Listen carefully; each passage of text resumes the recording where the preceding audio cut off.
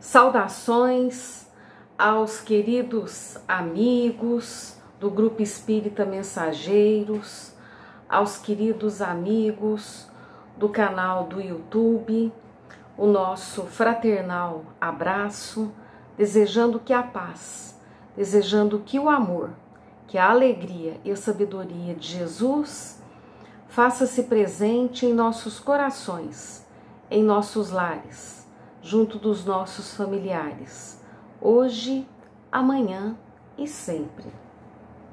Queremos lembrar aqui de você preparar a sua garrafinha com água, pois estaremos reunidos, irmanados, sintonizados, em conexão com a espiritualidade maior, trabalhadora do bem, a espiritualidade amiga do Grupo Espírita Mensageiros e dos nossos mentores em particular.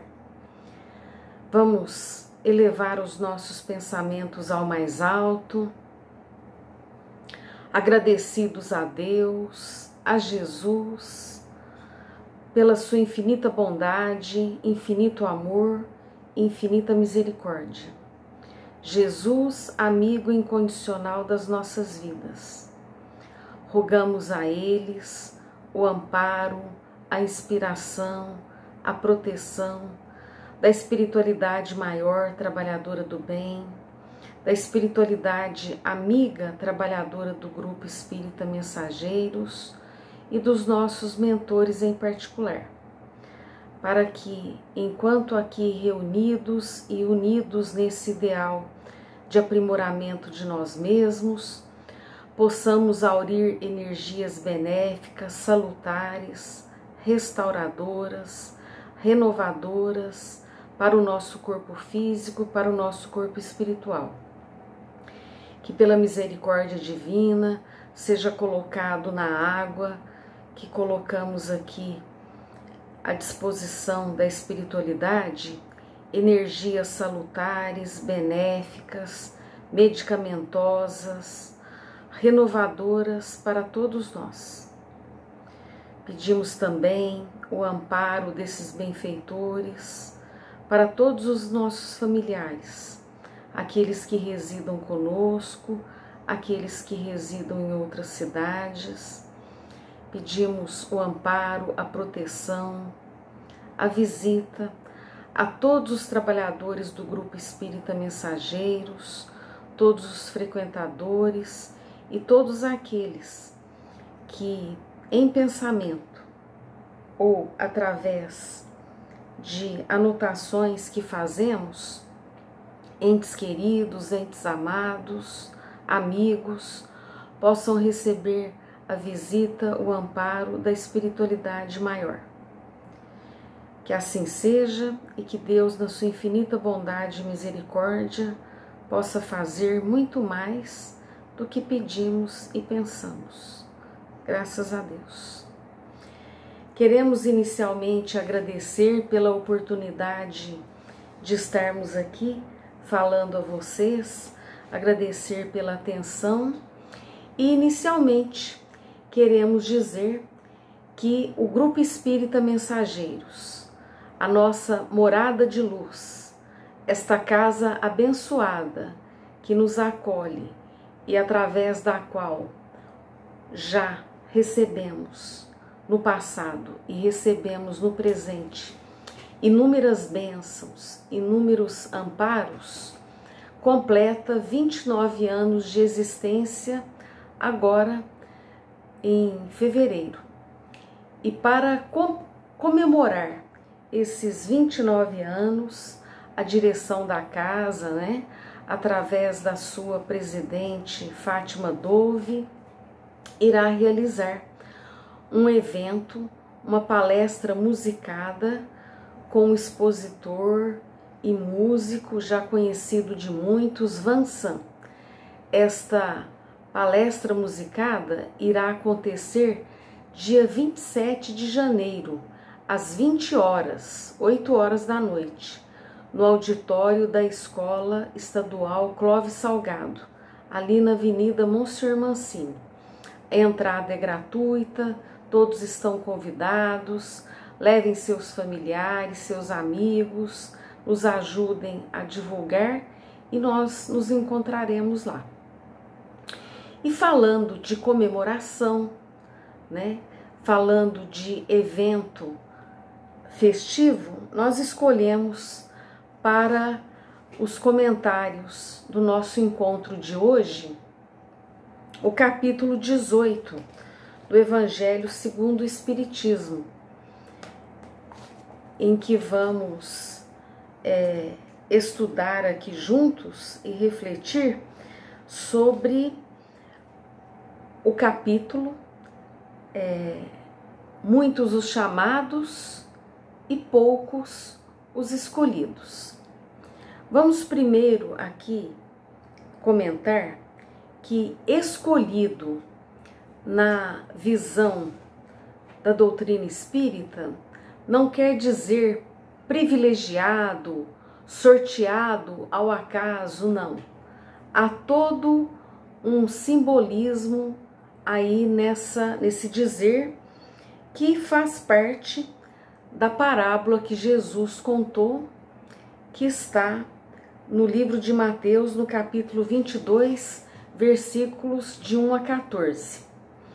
Mas, voltando um pouquinho, falamos que, de acordo com o que estudamos com a doutrina espírita, Deus é bom, Deus é justo, Deus é perfeito, inteligência suprema do universo, causa primária de todas as coisas.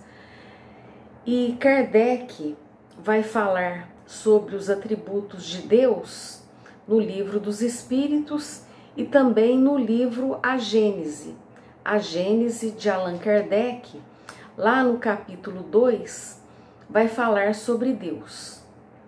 Deus é a causa primeira de todas as coisas. Deus é soberanamente justo e bom. E nesse capítulo 2, lá no item 19, Kardec vai nos dar assim um crivo, um eixo pelo qual nós podemos passar todos os sistemas religiosos.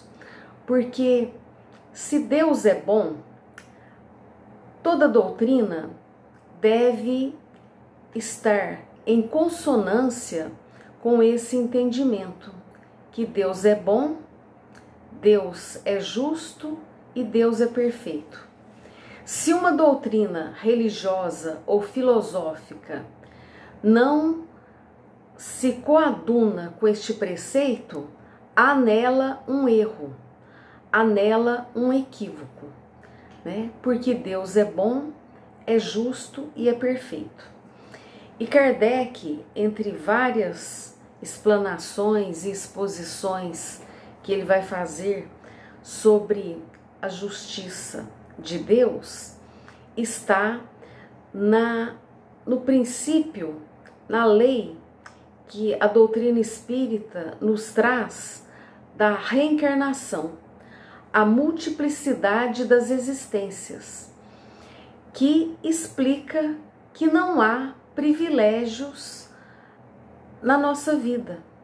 Nós todos fomos criados simples e ignorantes, passamos por diversas encarnações, experiências em que vamos fazendo escolhas, e estas escolhas feitas por nós, por livre vontade, vai nos gerar consequências, vai nos gerar efeitos. Mas voltamos lá no capítulo 18, né? Jesus, aliás, inicia a sua missão pública numa festa de casamento, nas bodas de Caná, que traz todo um simbolismo. Aliás, João chama Jesus de noivo, um noivo divino que veio unir-se à noiva à humanidade, veio consolidar uma aliança entre Deus, o nosso Criador, e a humanidade. E a doutrina do Cristo, que nos traz o entendimento do Deus bom, do Deus justo, do Deus que é Pai, este Evangelho, essa doutrina de Jesus, é um verdadeiro banquete espiritual, é uma verdadeira festa, né? E para entendermos um pouco do que seja esta união espiritual, esse reino de Deus que Jesus vem falar ao mundo, ele nos contou várias parábolas, e dentre elas a parábola do festim de bodas, né? Jesus vai nos dizer através das várias parábolas que Deus está sempre nos fazendo um convite.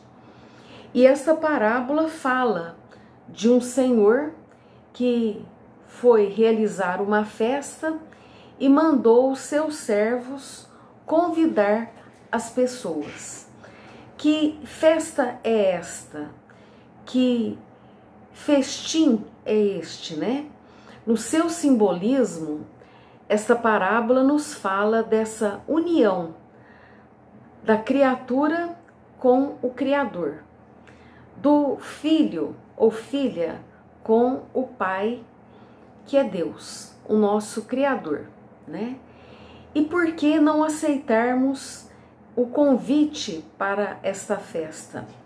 E a doutrina espírita, que é o cristianismo redivivo, é um reconvite para esta união, para esta aliança, para esta conexão com o Criador. E por que não aceitar, né? Por que não aceitar a chave que nos liberta da prisão, dos enganos, das ilusões que o mundo oferece?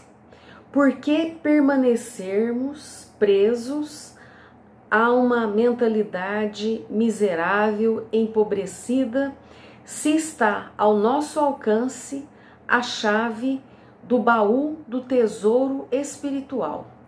Por que então não aceitar este convite, né? Mas vamos falar um pouquinho da parábola, não toda, porque nós queremos que os queridos amigos que nos assistem leiam, estudem, meditem nesta parábola que Jesus contou e que Kardec coloca no capítulo 18 para o nosso estudo e para o nosso entendimento. Então nos conta a parábola que um rei, querendo festejar as bodas de seu filho, despachou seus servos para chamar os convidados. Ou seja, os servos foram chamar determinados convidados. E olha, estes convidados se recusaram a ir. Uns disseram que tinham afazeres, compromissos, cada um alegou não poder ir a este festim, a estas bodas, porque tinham compromissos materiais. E o rei então decide convidar outras pessoas, e estes outros convidados chegam até a matar os servos que foram convidar, os mensageiros desse rei que foram fazer convites, e lhes fazem até muitos ultrajes. Então o rei diz para convidar a todos que acharem pelo caminho. Os servos agora não vão fazer discriminação de convidados, vão convidar a todos, porque o festim estava preparado, o momento estava preparado. E os servos então saíram às ruas e trouxeram todos os que encontraram, bons e maus. e a sala das bodas, onde estava realizando-se o festim, encheu. E o rei, entrando para ver os que estavam à mesa, encontrou-se com um homem que não vestia a túnica nupcial. E então o rei disse que retirasse aquele homem da sua festa, pois ele não estava trajado adequadamente. Ora, Kardec nos fala que este festim, estas bodas, é comparada ao reino de Deus, ao reino dos céus, onde tudo é ventura e alegria, similar a um festim. Os primeiros convidados foram os hebreus, povo que recebeu inúmeras orientações do plano mais alto. Os hebreus tiveram no seu seio vários profetas que nada mais eram do que médiuns, que trouxeram revelações superiores, que falaram de um Messias, que falaram de uma aliança.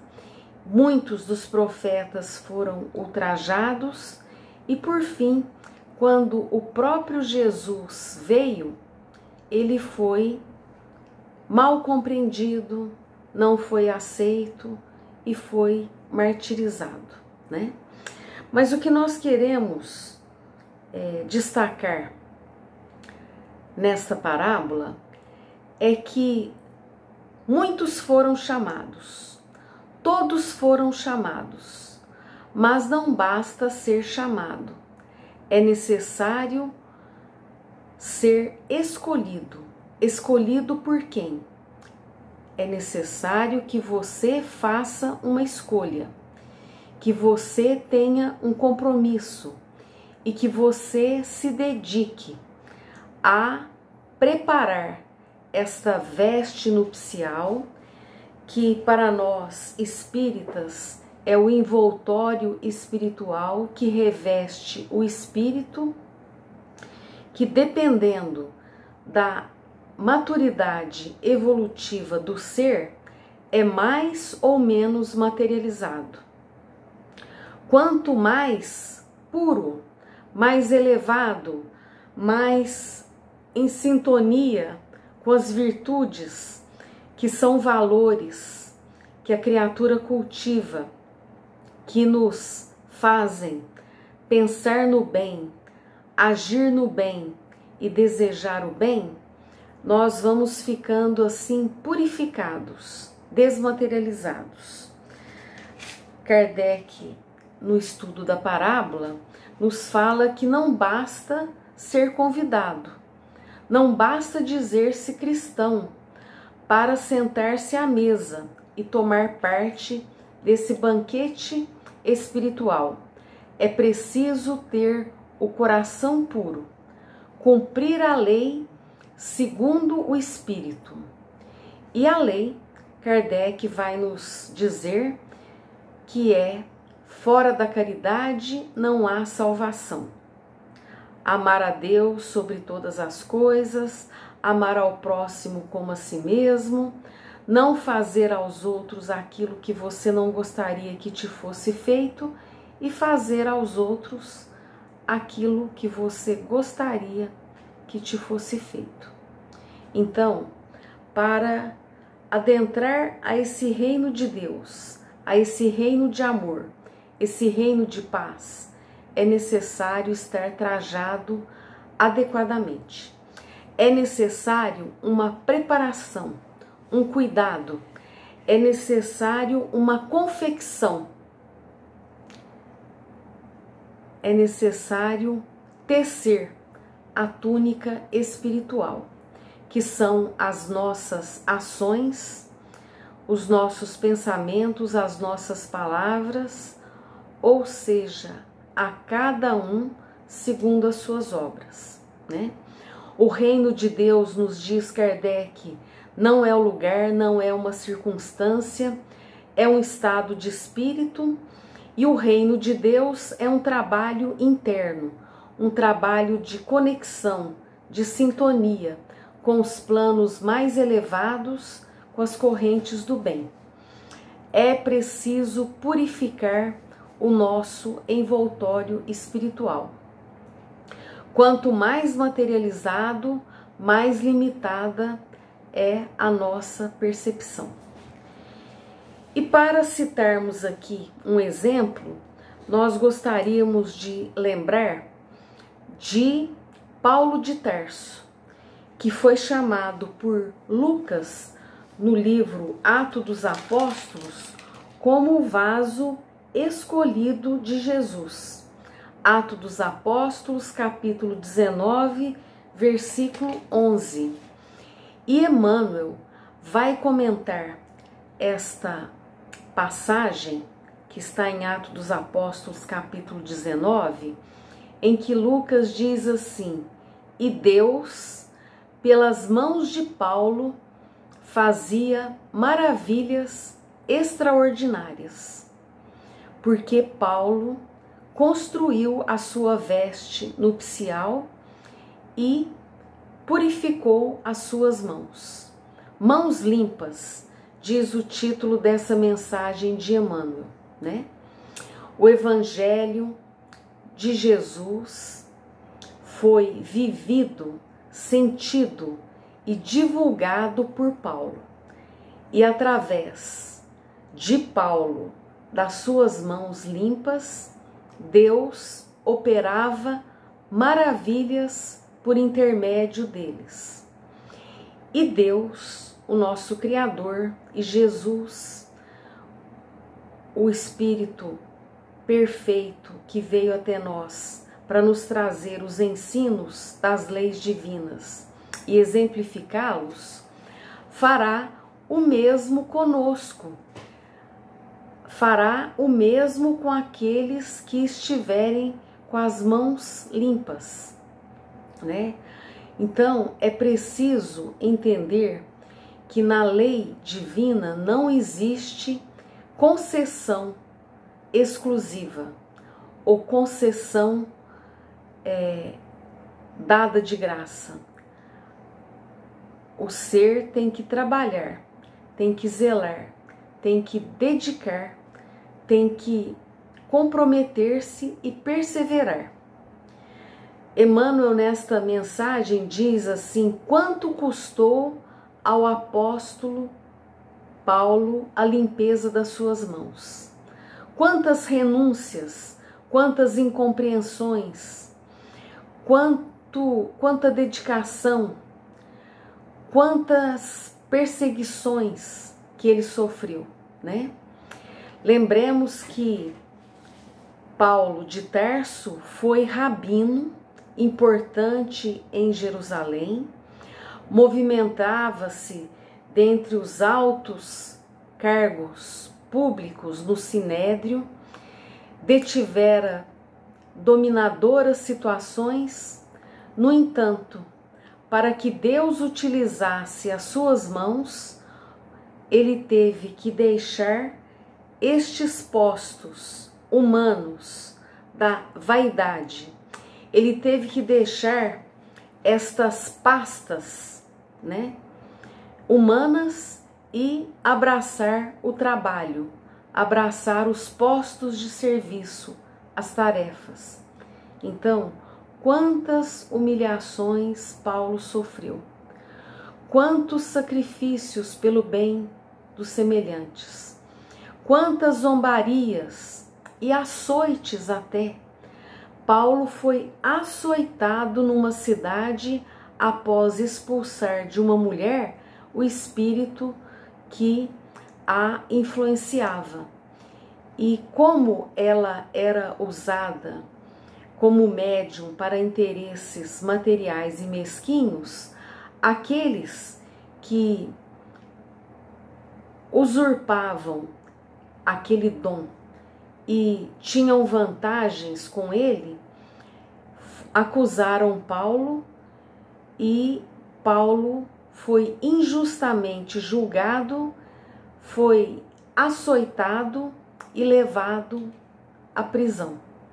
Sofreu aflições, sofreu zombarias, recebeu pedradas e, apesar de escrever luminosas cartas que estão lá no livro bíblico, no Novo Testamento, as cartas de Paulo aos Coríntios, aos Tessalonicenses, aos Efésios, aos Gálatas, Paulo jamais abandonou o tear humilde.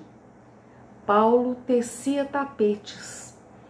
Ele ganhava o sustento do seu corpo físico com a sua profissão e à noite ele pregava o Evangelho de Jesus nas sinagogas. No mundo antigo, onde havia uma sinagoga, Paulo traçou a estratégia de pregar a boa nova dos ensinos de Jesus. Então, Deus é Pai de bondade e misericórdia para todos nós.